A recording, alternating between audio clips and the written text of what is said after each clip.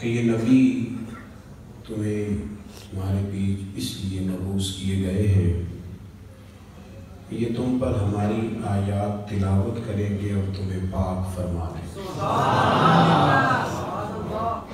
یتلو علیکم آیاتنا، تم پر ہماری آیتیں پڑھیں گے، ویزکیکم، اور تمہیں پاک کر دیں گے، سبحان اللہ، تمہارا تزکیہ کر دیں گے۔ صفائی، ستھرائی، پاکیزگی یہ انسان کی جسمانی ضرورت بھی ہے اور روحانی ضرورت بھی ہے۔ انسان جب اجلا ہوا ہوتا ہے، دھلا ہوا ہوتا ہے، اس نے غسل کیا ہوتا ہے، تو دوسروں کی نظر میں نہیں، وہ اپنی نظر میں بھی اپنے آپ کو ٹھنڈا ٹھنڈا محسوس کرتا ہے، اس کی اپنی بھی وہ ضرورت ہے۔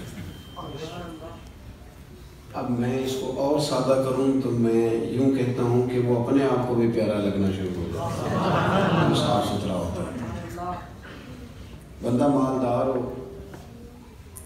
پڑھا لکھا ہو، عالم فاضل ہو، ٹھیک ٹھاک ڈگریاں رکھتا ہو، جیب بھی بھری ہوئی ہو، لوگ بھی اسے جانتے ہوں، صرف کپڑے نہ صحیح پہنے ہوں،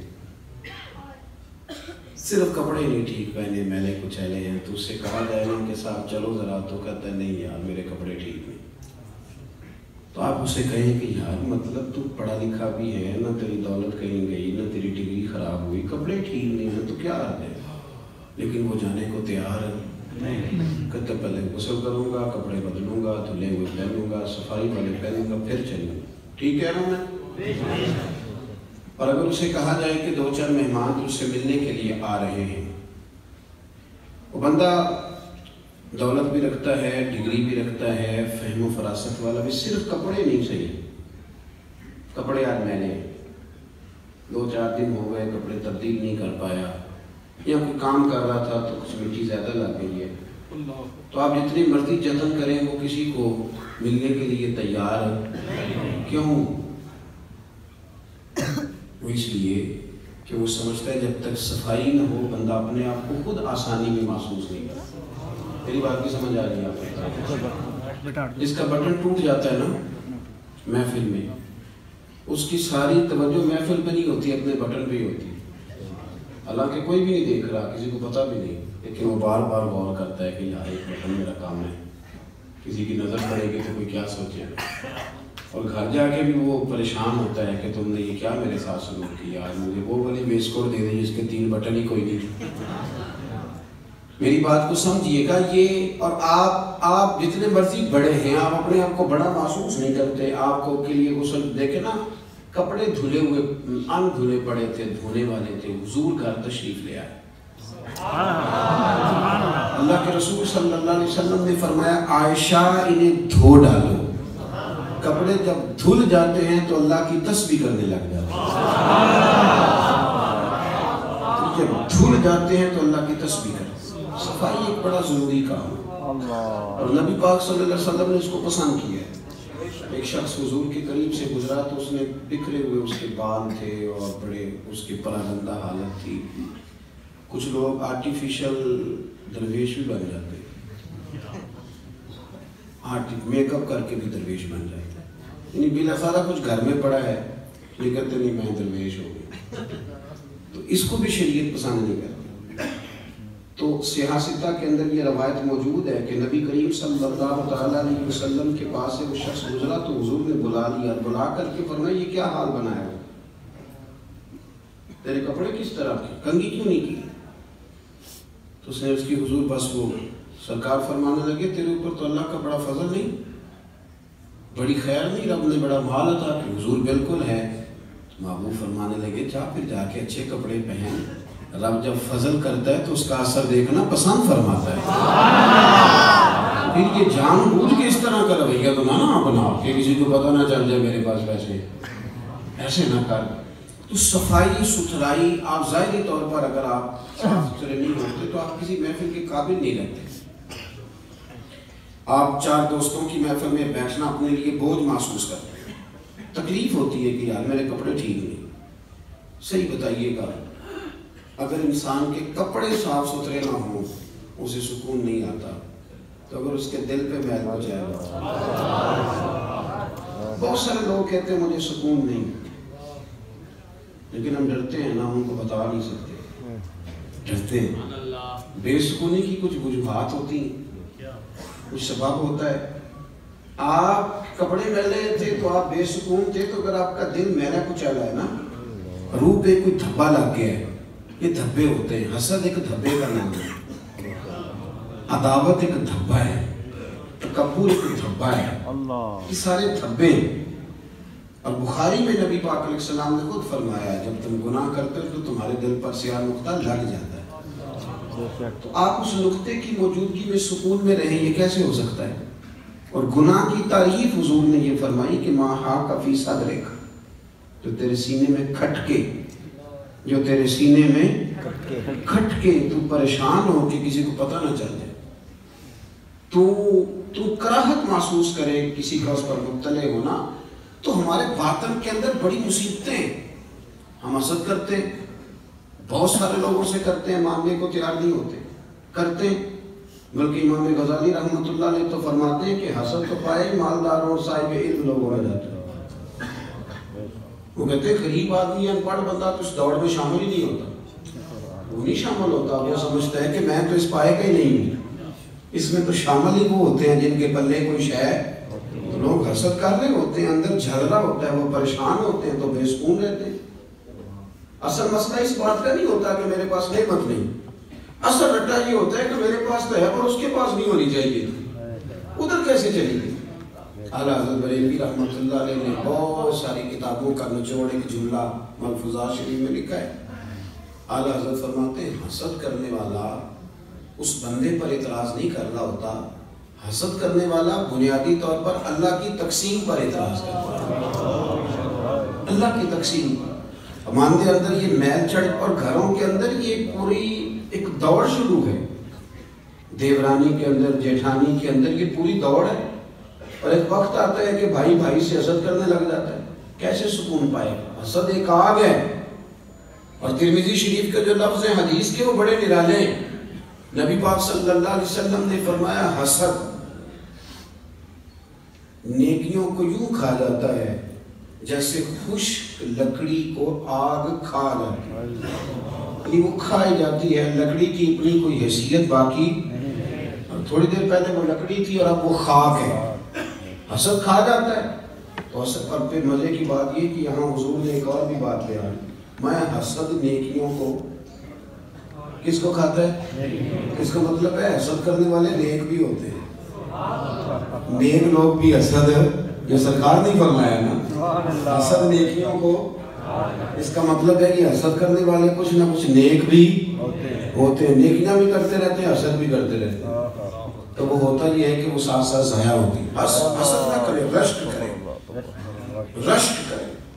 آپ کہیں کیا بات؟ جناب عائشہ صدیقہ رضی اللہ تعالیٰ عنہ فرماتی ہے میں نے ساری زندگی سیدہ خدیجہ الکبریٰ پہ رشک کیا ہے۔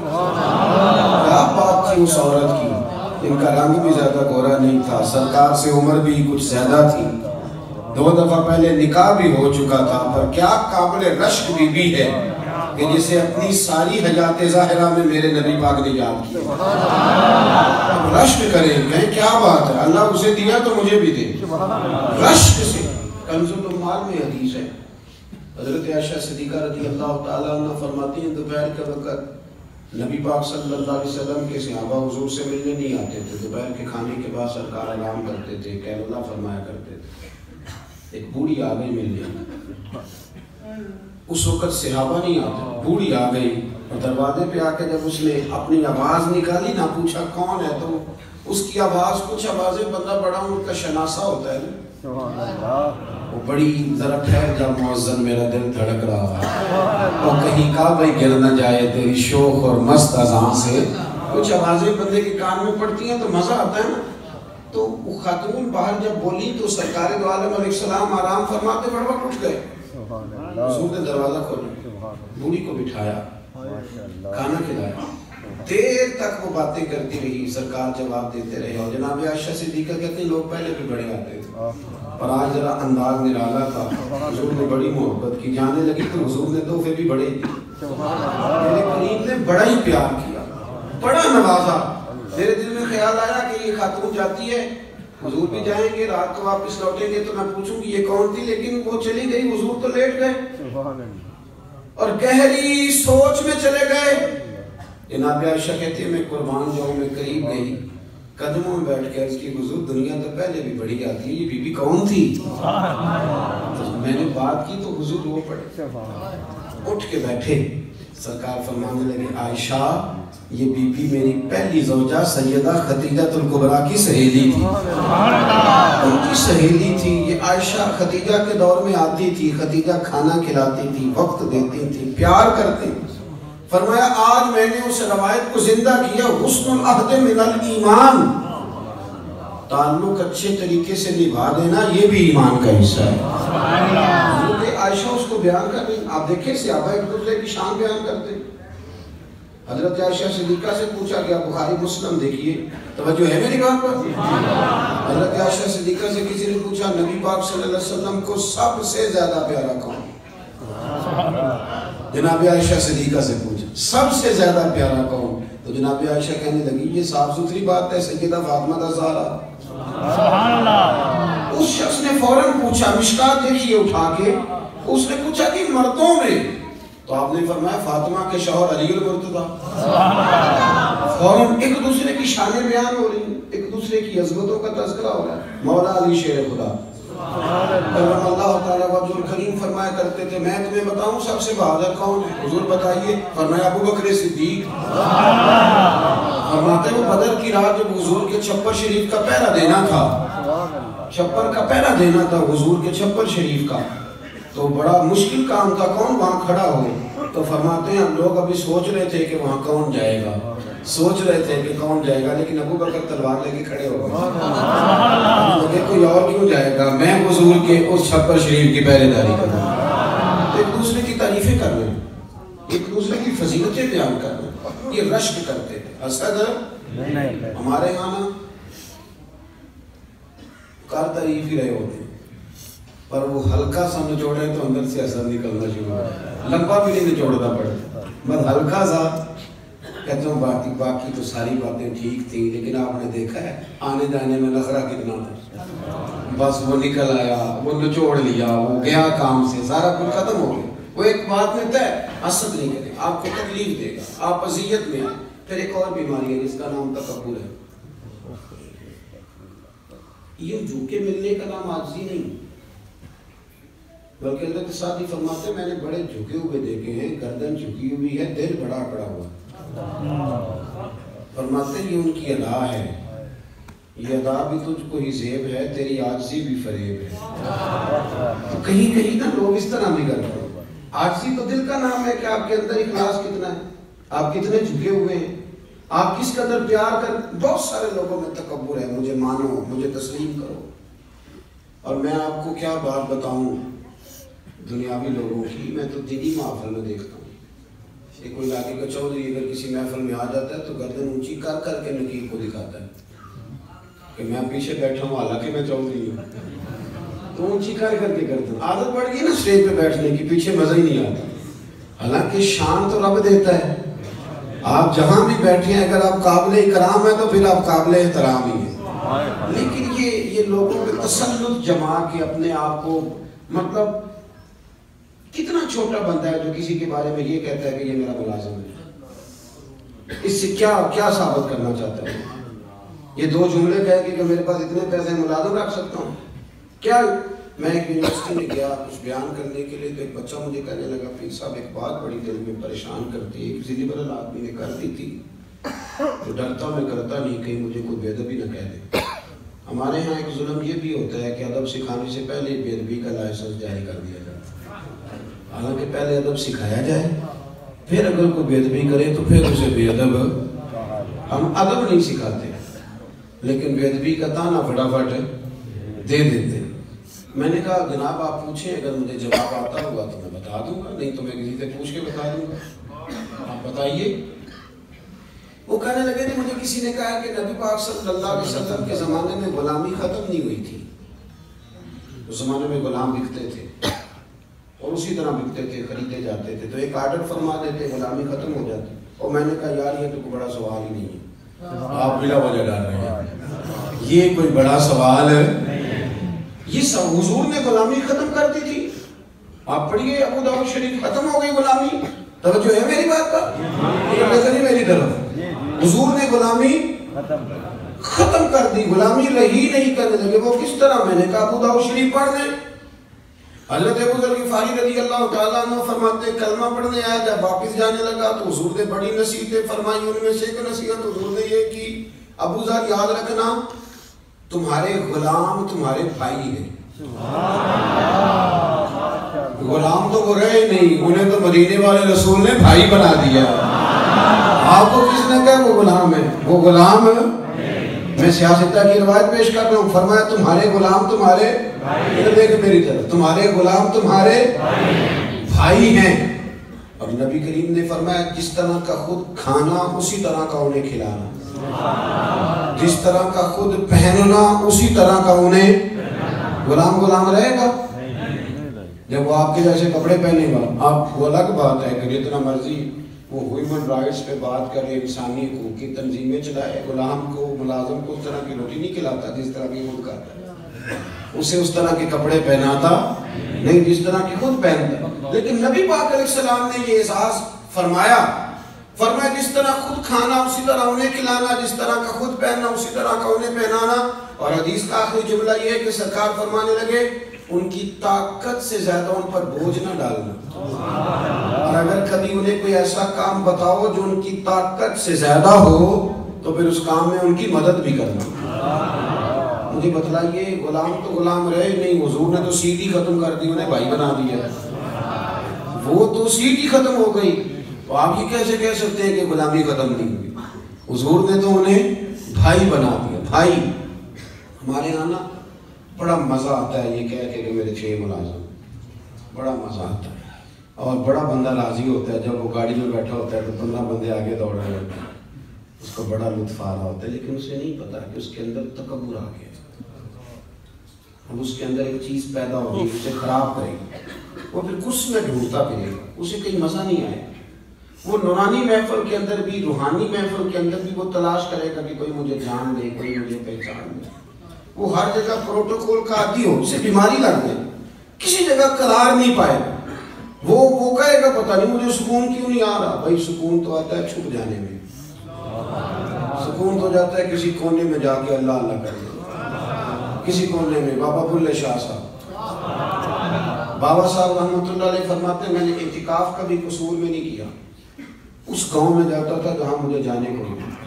چلو 10 دن تو میں الگ ہو کے اللہ اللہ کر دوں. کہتے میں وہاں جا کے اعتکاف کرتا تھا، یہاں تو سارے ہاتھ چلنے والے تھے. اکثر کہا کرتے تھے اٹھ بلیا چلو تھے بس یہ جتھے بس تیری سارے انے. اٹھ بلیا چلو تھے بس یہ جتھے بس تیری سارے انے. نہ کوئی ساری ذات پچھانے نہ کوئی سانو منے.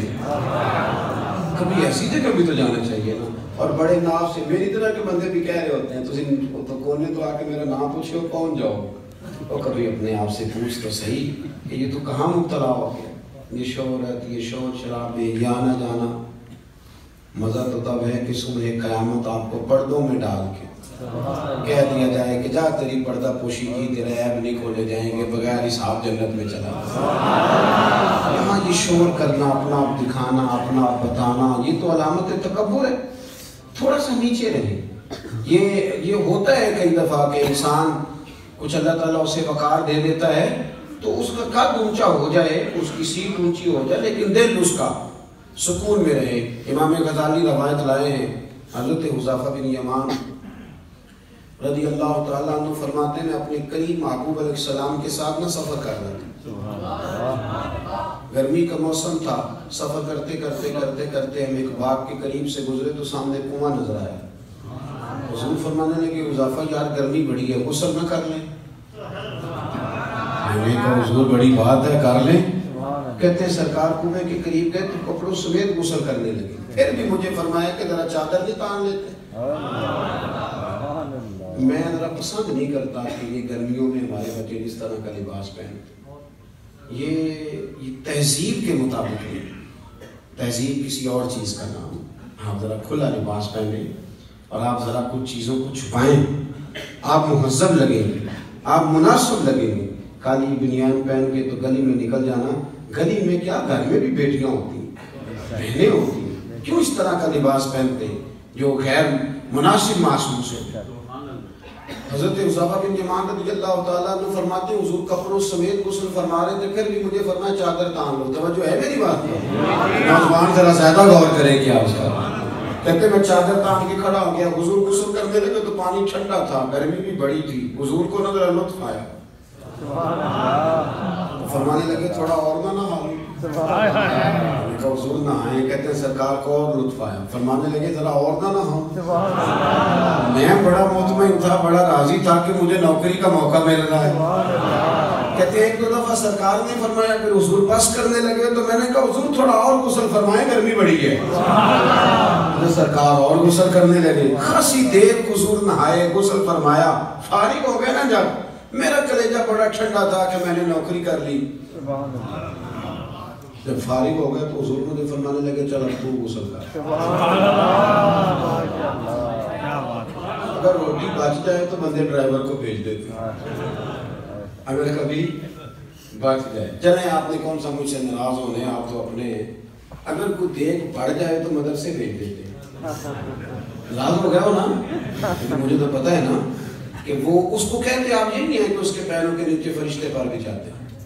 یہ بھی آپ کہتے ہیں کہ حافظ جی آپ کی بڑی شان ہے، آپ نماز پڑھاتے ہیں، پر دیکھ وہ بھیجنی ہے جو بچ گئی، وہ آپ بھیج دیں. بچ گئی ہے، وہ زیادہ تھی تو ہم نے کہا چلو بچوں کو دے دیں.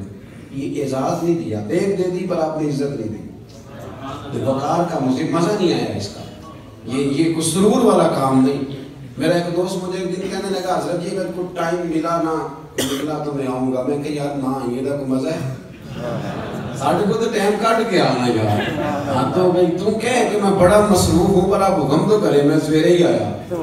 یہ کیا بات آپ نے، اسی کو بچے کچھ ٹائم آنے ہیں ہمارے پاس تو آ تھوڑا سا سارا کچھ چھوڑ چھاڑ کے پتہ چلے کہ تو آیا ہے.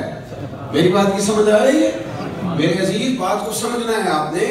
حضرت حذیفہ بن یمان رضی اللہ تعالیٰ عنہ فرماتے ہیں کہ جب حضور غسل فرما چکے تو کہنے لگے تو غسل کر. کہتے ہیں میں غسل کرنے لگا تو سرکار نے فرمایا چادر مجھے دینا، میں تان کے کھڑا ہوں. یعنی نبی کریم کی بات کر رہا ہوں. اور ساری زندگی پیر صاحب نوکری کراتے رہتے ہیں، مرید پہ چڑھ گئے نا قرضہ تو کہتے ہیں اس کا ذاتی معاملہ ہے. تو جب تیرے گھر جھاڑو دے رہا تو پھر نہیں ذاتی معاملہ تھا. تھوڑی تو بھی پیار کر لے، کبھی تو بھی ان کے ساتھ کہہ. وہ میرے ایک دوست ہیں پیر صاحب، تو اس پہ میں کیا ہوا تھا تو ان کا بچہ وہ اپنے بیٹے سے پوچھتے ہیں کہ پتر وہ دال والا جو دیگ ہے وہ گرم ہی ہے نا؟ کہنے لگا ابا جی بس ٹھیک ہی ہے چل جائے گی. یعنی گرم کرنا بھی پسند نہیں صاحب زادے کے. ابا جی چل جائے گی. تو پیر صاحب نے بڑا اچھا جملہ کہا. کہنے لگے پتر جب تم مریدوں کے گھر جاتے ہیں تو تیرے ساتھ یہ سلوک کرتے ہیں، اس طرح تو نہ کر جا. کم از کم تیرا زور لگے گا ایک آرڈر ہی کرنا ذرا گرم ہو. پر ہم سمجھتے نہیں نا چیزوں کو. اللہ ماشاءاللہ اچھے لوگوں کی بات نہیں کرتا. میرے بھائی حضرت حذیفہ بن یمان رضی اللہ تعالیٰ عنہ فرماتے ہیں قربان جاؤں کریم رسول نے چادر تان لی، میرے لیے چادر تان، میرے لیے. تو امیر حرم، میں فقیر بے نوا، تو کجا من کجا. یعنی میرے لیے چادر، میں گلیاں دا لوڑا کوڑا، میں نے محل چڑھایا ہے سانیاں. حضور نے چادر تان لی، کرنا غسل. اگر مجھے گرمی لگ رہی ہے تو تجھے بھی تو لگ رہی ہے. حضرت حذیفہ بن یمان کہتے ہیں میں نے کہا حضور میں بغیر چادر کے. فرمایا نا میں کھڑا رہوں گا، تو کر غسل. حضرت حذیفہ بن یمان کہتے ہیں تھوڑا سا غسل کر کے میں نے چھوڑ دیا. حضور فرمانے لگے نہیں اور نہا. کہتے ہیں میں نے کہ یا رسول اللہ صلی اللہ علیہ وسلم میں نہا گیا. فرمایا نہیں تھوڑا اور غسل کر. فرماتے میں نے اور غسل کیا. تھوڑی دیر کے بعد فارغ ہوا. میں نے کہا حضور مہربانی فرمائیں میں نہا چکا. تو فرمانے لگے نا ابھی اتنی دیر میں نے کیا، اتنی دیر غسل کر. حضرت حذیفہ بن یمان کہتے ہیں میں رو پڑا. میں نے کہا محبوبہ تیرے کرم پہ قربان جاؤں گا، بس کرے. حضور میں نہا چکا ہوں.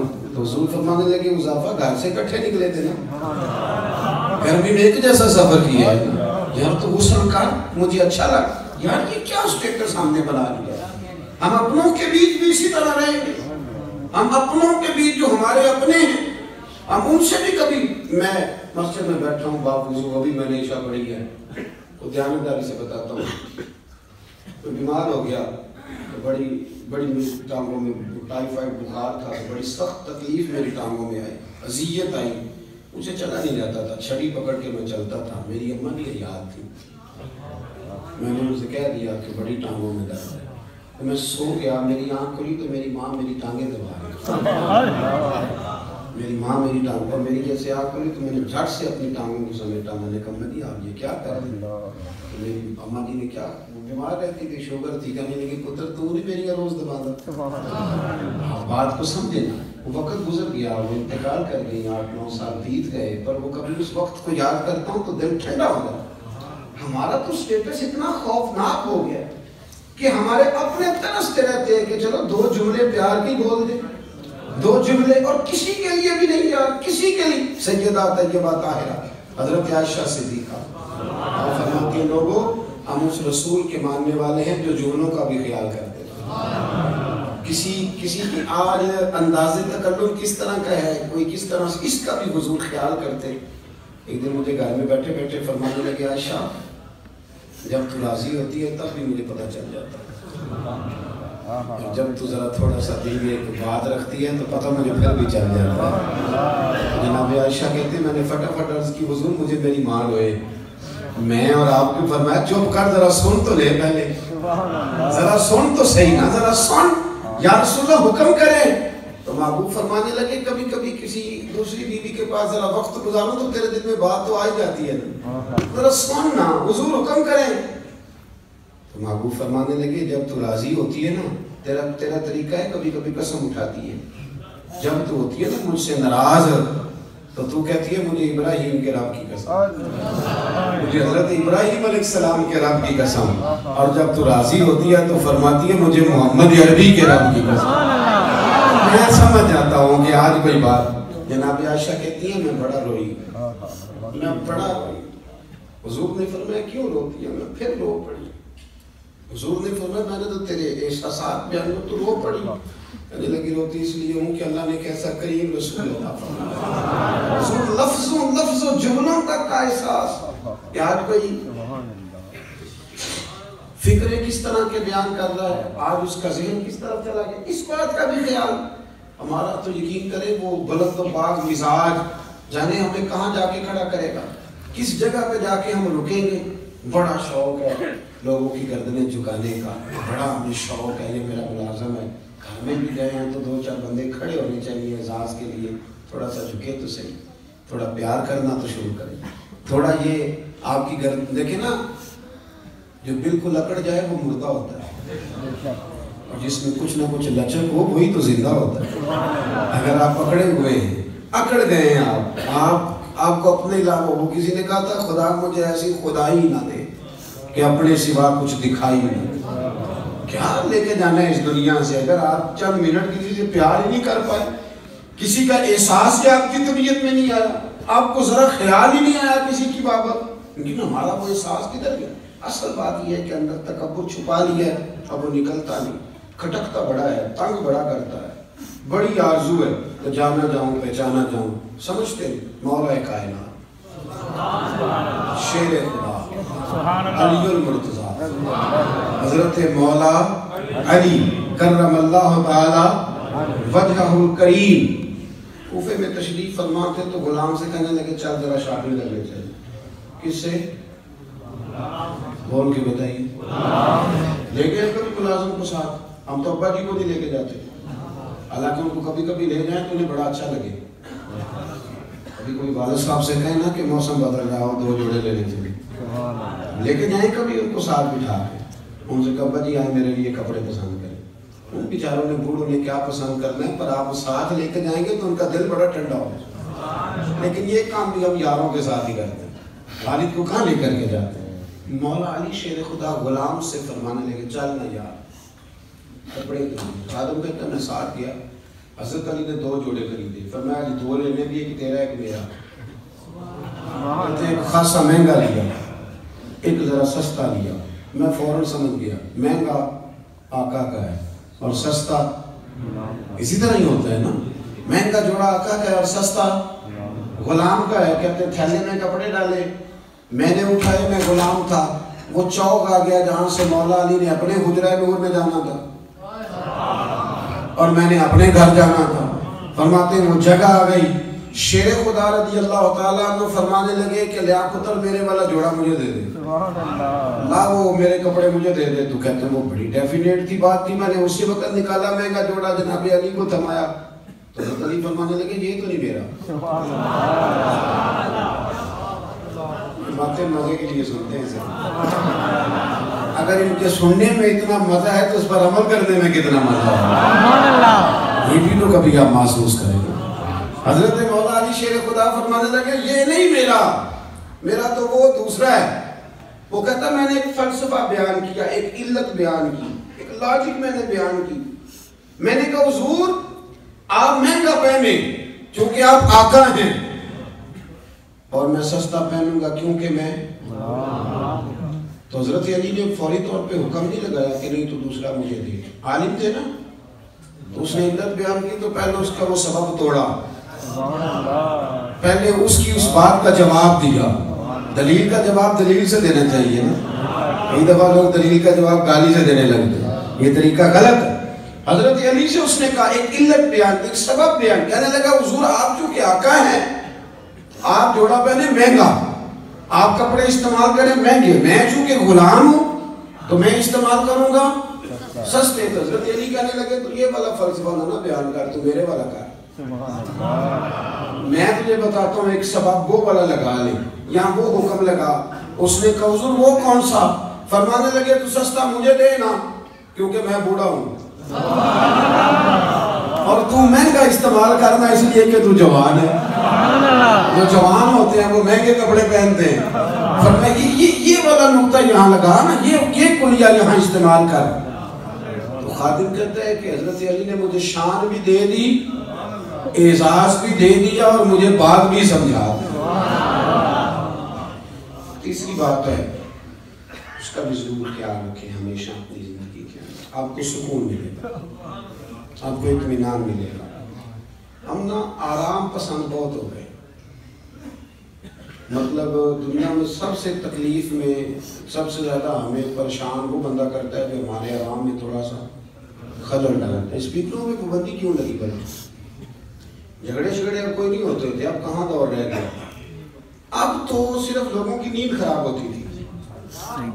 جو سوسائٹیوں میں رہتے ہیں نا ان کے لیے زیادہ مسئلہ تھا. زیادہ میں دور تھا ایک جگہ پہ جلسے میں, ہمارے جو مسجد کے مؤذن ہیں نا وہ ابھی بھی آپ فجر کی اذان پڑھ کے 2-3 نعتیں پڑھتے ہیں. ماشاءاللہ. اس سے یہ ہوتا ہے کہ جس کی آنکھ اذان سے نہ کھلی ہو تسلسل سے 2 نعتیں پڑھی جائیں تو کل اس کی بھی جاتی ہے. تو یہ اچھا عمل ہے, مجھے بہرحال پسند ہے. تو وہ میں ایک دن سفر میں تھا تو مجھے نا تھانے سے فون کیا. تھانے والے جو صاحب تھے وہ کہنے لگے پیر صاحب شکایت آئی ہے کہ آپ کی مسجد کا نا صبح کے وقت ہمیں ایک شخص نے فون کیا. وہ کہتا ہے ہمارا سونے کا ٹائم ہوتا ہے تو یہ نعتیں شروع کر دیتے ہیں. آج کل سونے کا یہی ٹائم ہے لوگوں کا, جو اٹھنے کا ٹائم ہے. اس نے صحیح کہا, یہی ٹائم ہے نا سونے کا. اس نے کہا کہ یہ, میں نے کہا یار اگر کوئی بندہ بیمار ہے, کوئی پریشان ہے تو پھر تو ہم قبول کرتے ہیں, لیکن یہ جو بات اس نے کی ہے نا کہ ہمارا سونے کا ٹائم ہے. تو کہنے لگے حضرت جی پھر اب آپ کیا کریں گے؟ میں کہا میں انہوں نے نہیں کہنا ہے کہ ایک نعت بدا چڑھ تاکہ یہ اٹھ جائے اور نماز پڑھ کے سویا کرے. اس سے کیا کہا جا سکتا ہے کہ ایک نعت تو ذرا بڑا. ہمیں نا ہم ذرا سا بھی اپنی نیند قربان کرنا, اپنے اوپر تھوڑا بوجھ لینا پسند نہیں کرتے. رات کو کچھ لوگوں کو جاگتے رہنا بڑا ضروری ہے. ڈاکٹر کے لیے اپنا موبائل آن رکھ کے اسے سونا چاہیے, میری گزارش ہے. اس لیے کہ کسی وقت بھی کوئی مریض ہے اس کو فون کر سکتا ہے. جو لوگ سیکیورٹی اداروں سے تعلق رکھتے ہیں ان پر ضروری ہے کہ وہ رات بھی اپنے موبائل کو آن رکھیں. جن کی ذمہ داری میں کچھ لوگ ہیں, میرے پاس ایک ایسا نمبر ہے, رات بھر وہ نمبر, میرے پاس مدرسے کے بچے ہیں, وہ کسی وقت میری ضرورت پڑ سکتی ہے. مجھے سینکڑوں دفعہ کہا گھر والوں نے بھی باہر والوں نے بھی کہ آپ اس کو بند کر دیں, تو میں کہتا ہوں کہ یہاں تو مدرسہ بھی بند کر دوں. کیا ہو جائے گا؟ مثلا نیند تو اگر اللہ آپ کو سکون دینا چاہے تو 20 منٹ کی نیند میں نیند پوری ہو جاتی ہے، اور اگر وہ مالک بے نیاز ہے کبھی نہ سکون آئے تو سارا دن نہ بستر سے نکلے، سستی نہیں جاتی۔ صحیح کہہ رہا ہوں میں؟ تھوڑی اگر آپ اپنی نیند قربان کر لیں گے کسی کے لیے، کسی کو سکون دینے کے لیے، تھوڑی سی نہیں دیتے ہمیں تو بس یہ ہے کہ میرے لیے سارے جاگیں گے، میں نہیں اٹھوں گا کسی کے لیے، ہر آدمی ہائی الرٹ کھڑا رہے۔ اس سے انسان بہت بڑا خود غرض ہو جاتا ہے، اور جب وہ کسی کو سکون نہیں دیتا تو پھر اسے نیند بھی نہیں آتی۔ اگر ہم تھوڑا احساس کریں، حضرت انس بن مالک رضی اللہ تعالیٰ عنہ فرماتے ہیں رات کا وقت تھا، مدینے کے کونے سے چیخنے چلانے کی آواز آنے لگی بڑی شدت کے ساتھ۔ قاضی اعجاز رحمۃ اللہ علیہ نے بھی لکھا ہے، اور بھی دیگر سیرت نگاروں نے نقل فرمایا، تیز ایک کونے سے نا تیز آواز چیخنے کی آنے لگی۔ فرماتے ہیں سب لوگ جمع ہو گئے جن کے کانوں میں اب آواز گئی، ہم نے نیزے، تیر، تلواریں، ساری چیزیں جمع کرنی شروع کر دی کہ ادھر جاتے ہیں اور جا کے دیکھتے ہیں وہاں کیا ہے۔ کہتے ہیں ہم تیاری کر چکے جب، اور ہم نے منصوبہ بنا لیا، اور جب ہم نے رخ پھیرا نا ادھر جانے کے لیے تو اللہ کے نبی صلی اللہ علیہ وسلم وہاں سے واپس آ رہے ہیں۔ سبحان اللہ۔ کہتے ہیں حضرت ابو طلحہ انصاری رضی اللہ تعالیٰ عنہ کے گھوڑے پر آپ سوار تھے، اور گھوڑے کی پشت پر کوئی اور چیز نہیں تھی، یعنی کوئی کجاوا نہیں ڈالا، کوئی کپڑا نہیں ڈالا، ننگی پشت پر حضور سوار تھے، ہاتھ میں ایک نیزہ تھا، اور حضور اکیلے گئے، اکیلے واپس آئے، اور آ کے فرمایا کہ سو جاؤ، کوئی پریشانی کی بات نہیں، وہ جانور لڑ پڑے تھے میں دیکھ آیا ہوں، کچھ بھی نہیں ہے، سارے آرام سے سو جاؤ، کوئی ایسا مسئلہ نہیں۔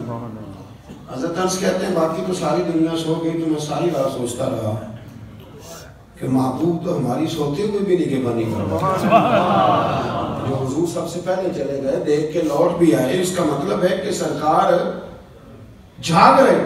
حضور نے ویسے بھی فرمایا ہے کہ میری آنکھیں بند ہوتی ہیں دل میرا بیدار ہی رہتا ہے۔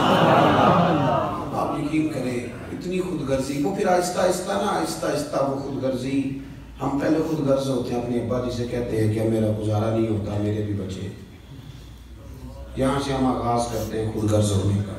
پھر کچھ عرصے کے بعد ہمارے بچے ہمیں کہنا شروع ہو جاتے ہیں کہ ابا جی ہمارا گزارا نہیں ہوتا، ہمارے بھی تو بچے ہیں۔ پھر وہ کبھی گونجتا ہے ہمارے کانوں میں ہمارا اپنا قول جو ہم نے کبھی کیا تھا اپنے والد کے لیے۔ اپنی زندگی میں اگر آپ عاجزی لے آئیں، انکساری لے آئیں، حسد چھوڑ دیں، پیار لے آئیں، رشک لے آئیں، اپنی زندگی کے اندر تھوڑا سا کسی کے لیے احسار کرنا شروع کر دیں، قربانی دینا شروع کر دیں، تھوڑا سا اپنے اوپر ہلکا سا بوجھ ڈالیں، تو شاید وجود تھوڑی دیر کے لیے تھک جائے لیکن روح کو بڑی آسودگی حاصل ہوگی، دل آپ کا سکون میں آ جائے، آپ ایسے محسوس کریں گے کہ میں اصلاح پذیر ہو گیا ہوں، میرے باطن کے اندر جو میل کچیل تھے وہ چھٹنے لگے، وہ دھبے اب آہستہ آہستہ کر کے دور ہونے لگے۔ آپ کی اس محفل میں بھلا مہمان خصوصی کون ہے؟ یہ بزرگ مشائخ تو آئے ہیں ہماری سرپرستی کر رہے ہیں، لیکن اس محفل کا سب سے خاص بندہ وہ ہے جس نے محفل سے پہلے مسجد میں جھاڑو دیا، جس نے صفحے بچھائے، جس نے اشتہار لگایا، جس نے جذبہ کا اظہار کیا۔ اس بیچارے کی شاید فوٹو بھی نہ آئے، بہت سارے لوگوں سے جانے بھی نہ، لیکن میں نہیں جانتا، حضرت نہیں جانتے، مفتی صاحب نہیں جانتے، پر جس راہ رسول کے لیے کیا وہ تو جانتے ہیں۔ اچھا وہ میں اس طرح کے کارکنوں کو اکثر دیکھا ہے کہ وہ دور کھڑے مسکرا رہے ہوتے ہیں محفل کو دیکھ دیکھ کے، میرا جلسہ بڑا کامیاب ہو گیا، میری محفل۔ ان کو جو آسودگی حاصل ہوتی ہے نا دوسروں کو صدر بچھا کے دینے میں، اعزاز دینے میں، محنت کرنے میں، شروع تو کسی اور کی ہوئی، پوسٹر پہ نام تو میرا لگا، فوٹو تو میری لگی، اس بندے نے کیا کمایا؟ اس نے اپنے دل کا سکون حاصل کیا، اس نے راحت کمائی، وہ ٹھنڈا ہوا، اسے اللہ تبارک و تعالیٰ نے سکون کی دولت دی۔ وہ رات کو جب سوئے گا تو کہے گا میں نے کمال نہیں کر دی، کسی کو کوئی پتہ نہیں، اس کی وہ جو ساری باتیں ہو رہی ہیں وہ رب رسول کے ساتھ ہو رہی ہیں۔ اللہ نے یہ والا سکون تلاش کریں، پھر آپ دیکھیں کتنی جلدی اللہ تعالیٰ آپ کے دل کو سکون دیتا ہے۔ یہ زیادہ دور نہیں ہے، یہ بہت مشکل کام نہیں ہے، کوئی چلے مجاہدے کرنے والا کام نہیں، یہ تھوڑا سا دل کی نگرانی کرنے والا کام، تھوڑا سا دل کی نگرانی کریں، دیکھیں کہ یہاں کون کون ایسی چیزیں پیدا ہو گئی ہیں جو خرابی کرنے والی ہیں، اذیت دینے والی ہیں، بس ان سے ذرا ذرا سے بچنا شروع کریں، پھر دیکھیں اللہ تبارک و تعالیٰ کتنی آسانی عطا کرتا ہے۔ دعا کرتا ہوں جو میں کہہ سکا میرا مالک اسے قبول فرمائے۔ گفتگو کے دوران اچھا جی، نعرے تکبیر، اللہ کے نعرے تکبیر، نعرے رسالت، نعرے تحقیق، نعرے حیدری۔ میں تو 40-42 منٹ بات کر چکا تھا، تو میں نے کہا بہت کافی ہو گئی، اور علماء کا حکم آ گیا، ایک دو بات اور عرض کرتا ہوں، اور بڑی اچھی توجہ دلائی۔